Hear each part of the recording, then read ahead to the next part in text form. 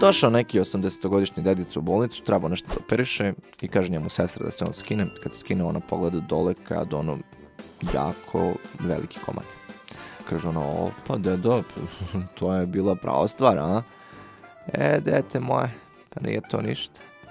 Pa pre 10 godina ja sam mogao na njega da okačim kantu vode i da odnesem 100 metara. A sad to više ne možete? Ne mogu. Sad me bole kolena.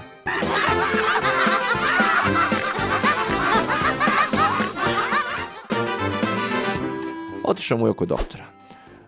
Doktore, pre seksa uvek imam vrtoglavicu. Kaže doktor, dobro, a recite mi šta radite pre seksa? Pa naduvavam lutku.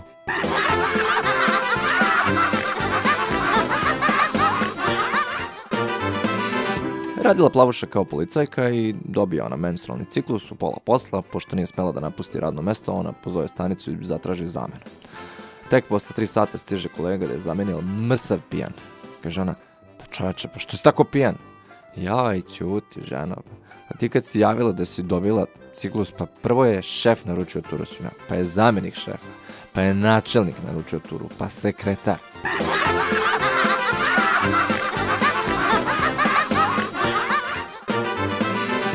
Mujo dolazi sa zgodnom ženom u hotel, naruči sobu i bocu šampanjca, a portir ga upita, a želite nešto i za suprugu?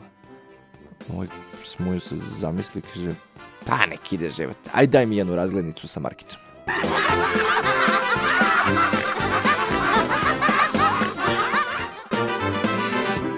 Mujo krenuo u apoteku i putem na čarši naleti na Hasu. Česi, Mujo, ajmo na pojeno pivo. A Mujo odmah, ne mogu, idem u apoteku da mi daju nešto za glavu. Aha, a koliko misliš da ćeš da dobiješ za nju?